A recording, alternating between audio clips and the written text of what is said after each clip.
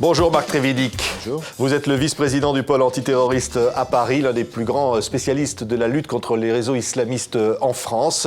Évidemment, vous publiez un livre, Qui a peur du petit méchant juge? On va en parler dans quelques instants. D'abord, un dossier sensible. Vous rentrez d'Algérie. Vous avez assisté à l'exhumation des crânes des moines de Tibérine. Vous n'avez pas pu repartir avec des échantillons pour analyser, essayer de savoir s'ils avaient été décapités avant ou après leur mort, ce qui est essentiel au dossier. Vous êtes aujourd'hui frustré, Marc Trévidic? Évidemment, vous savez, moi et les experts que j'ai nommés, qui voudraient faire leur travail jusqu'au bout, c'est-à-dire jusqu'aux analyses les plus fines possibles, avec du matériel trop sophistiqué qu'on a à notre disposition. Donc, on est à la fois content parce qu'on a fait des prélèvements de très bonne qualité. Ça s'est bien passé pendant la semaine, on a pu bien travailler, et frustré parce qu'on ne peut pas aller au bout et les analyser. Donc il faudrait qu'on trouve une solution et assez vite. C'est quelle solution? Vous lancez un appel aux autorités algériennes? Oui, mais d'ailleurs, je l'ai lancé pendant toute la semaine où j'étais en Algérie. On a fait les prélèvements en double, donc les experts algériens peuvent très bien expertiser de leur côté, et les experts français du leur, et on compare nos résultats. Il ne s'agit pas du tout de dire que la France doit tout faire, c'est pas du tout ça. Ou trouver d'autres solutions, les experts travaillant ensemble en France ou en Algérie, sur les prélèvements.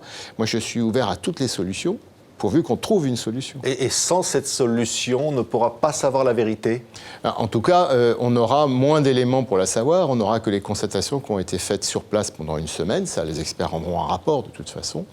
Il y a eu des constatations au microscope, des choses comme ça. Mais enfin, ça serait dommage de se priver d'expertise, notamment l'histologie, l'infiltration sanguine dans les tissus, qui permettent à 100% de savoir si c'est hanté ou post-mortem. Donc on a des moyens techniques aujourd'hui qu'on n'avait pas avant. Vous avez le sentiment aujourd'hui qu'il y a une volonté des autorités algériennes de savoir la vérité? En tout cas, l'autorité algérienne, je ne sais pas si c'est aussi homogène que ça, si vous voulez. C'est un ensemble. Les collègues ont travaillé avec nous, les experts algériens de façon assez open. Je n'ai pas d'idée préconçue là-dessus. J'imagine qu'ils veulent savoir la vérité comme nous, mais il va falloir aussi qu'on se donne les moyens qu'ils le prouvent. Oui. Si vous voulez. On disait savoir s'ils ont été décapités avant ou après. Cela pourrait éventuellement désigner les autorités algériennes ou l'Algérie de ce crime. C'est la limite de ce... Moi, je ne vais pas sur le fond du dossier. Finalement, la loi me l'interdit. Donc, je ne vous dis pas exactement ce que ça peut amener ou pas.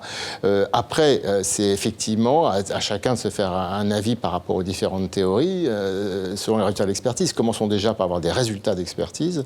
Après, les conclusions qu'on pourra en tirer ou pas, ça sera... Oui. On dit que beaucoup de témoins n'ont pas été interrogés. L'affaire, pendant 10 ans, n'a pas avancé. Les plaintes ont été très tardives. Vous avez le sentiment, Marc Trévidic, que votre détermination est intacte? On saura la vérité? J'espère qu'on la saura. Je regrette énormément qu'en 1996, il y ait eu une interdiction d'ouvrir une enquête en France, clairement. Ça, c'est quelque chose d'impardonnable et qui fait qu'on est dans une situation très difficile aujourd'hui. Si les politiques se mêlaient un peu moins de justice, on n'en serait pas là aujourd'hui. Oui, le ministère des Affaires étrangères dit que le déplacement des juges en Algérie s'est bien passé, s'est déroulé de manière normale, vous confirmez? Tout à fait, on a été très bien accueillis, tout était très bien organisé, on a pu travailler normalement sur place. Marc Trévidic, Qui a peur du petit méchant juge? C'est le livre que vous publiez chez Lattès. Le petit méchant juge, évidemment, c'est un personnage, une fable, en même temps c'est un essai, c'est pas un roman.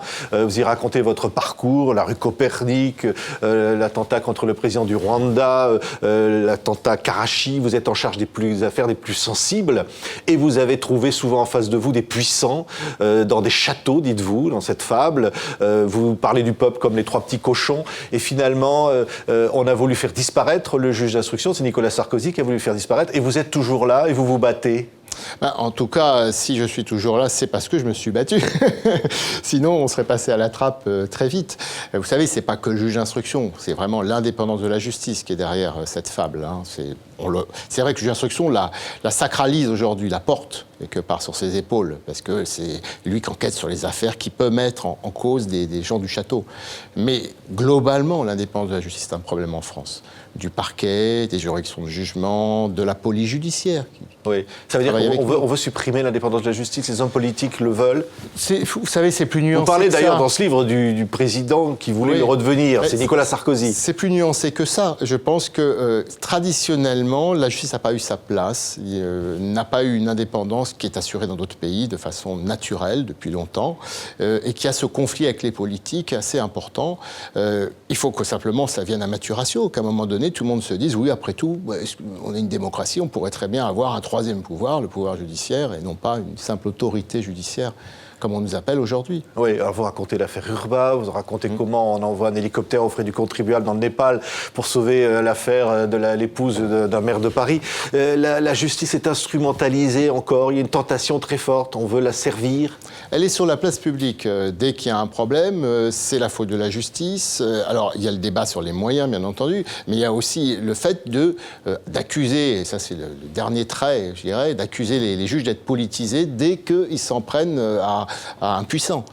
S'ils s'en prennent à un homme de gauche, c'est quelqu'un de droite. S'ils s'en prennent à quelqu'un de droite, c'est quelqu'un de gauche. En fait, les juges, ils ne fonctionnent pas comme ça du tout. L'institution judiciaire ne fonctionne pas comme ça. Je sais bien que les Français sont tentés de le croire parce qu'on leur rabâche les oreilles avec ça continuellement. Mais je peux rassurer que ce n'est pas exact. Certains collègues, avec l'histoire du mur des cons du syndicat de la magistrature, malheureusement, donnent le bâton pour se faire battre. Mais globalement, ce que je vois du fonctionnement judiciaire, c'est pas du tout ça. Oui, mais vous avez été victime souvent de pression, j'imagine, Marc Trévidic, dans des affaires sensibles qui touchaient le chef de l'État, par exemple. On a essayé de vous faire taire, on vous a incité à vous taire. Ah bah à me taire, bien entendu. Ça. De manière générale, de toute façon, un juge qui dit quelque chose, et c'est mal vu. Alors si en plus il dit quelque chose contre le chef de l'État, c'est encore plus mal vu. Donc imaginez un tout petit peu ce que ça peut donner au niveau de la hiérarchie judiciaire à cette époque. Et pour moi, c'est important tout de même que la justice ait aussi des voix, pas que la mienne, plusieurs. Des voix qui sont, je dirais, un peu audibles, que les gens peuvent comprendre. Donc des gens qui ne parlent pas la langue de bois. Parce que si je viens là et je vous dis tout va bien, dans le meilleur des mondes, et séquencer que j'ai mon avancement, on ne va pas avancer beaucoup. Marc Trévidic, je disais, vous êtes en charge de la lutte contre les réseaux islamistes. Encore un mot là-dessus. La loi Cazeneuve, aujourd'hui, les djihadistes qui vont en Syrie et qui reviennent, la France est suffisamment armée, pas suffisamment? Personne n'est suffisamment armé par rapport à un problème de cette ampleur d'aujourd'hui. C'est-à-dire, grosso modo, il faudrait être certain que tous ceux qui rentrent de Syrie n'aient pas de mauvaises intentions. Or, dans le lot, tout le monde ne revient pas pour faire un attentat. Oui. Bien d'accord. Mais il suffit de 3-4. Alors, qu'est-ce qu'il faudrait faire? On peut déradicaliser les gens rapidement? En fait, rapidement, ça, on n'a pas les moyens. Déradicaliser, c'est très difficile. Moi, je suis beaucoup plus modeste que ça. Je pense qu'il faut éviter la radicalisation plutôt que imaginer déradicaliser ceux qui sont déjà radicalisés. Éviter la radicalisation, c'est un plan à moyen terme, donc c'est quelque chose sur 10-15 ans. Il ne faut plus se faire d'illusions aujourd'hui. C'est monté en puissance sur 30 ans, maintenant il va falloir 10-15 ans. Donc faire en sorte que les jeunes ne grandissent pas dans des milieux radicaux, ne voient pas des images qui les radicalisent. C'est comme ça qu'on arrivera à éviter qu'ils tombent dans le piège. Oui. C'est beaucoup plus dur de déradicaliser un jeune très radicalisé. Oui, cette menace islamiste, on a l'État islamique évidemment. Aujourd'hui, c'est une guerre ouverte, une guerre qui peut être gagnée ou pas d'ailleurs, ou peut-être déjà perdue.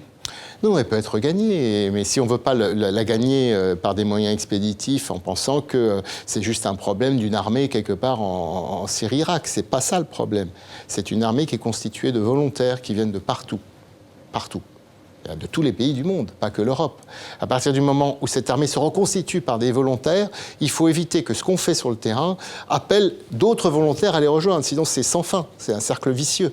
Et c'est bien tout le problème des frappes militaires. C'est-à-dire qu'en soi, ça peut être utile, mais si ça encourage d'autres jeunes à venir parce qu'ils sont soumis à une propagande massive qui leur dit « Regardez, on tue vos frères, il faut venir nous rejoindre, nous aider », c'est perdu. Oui.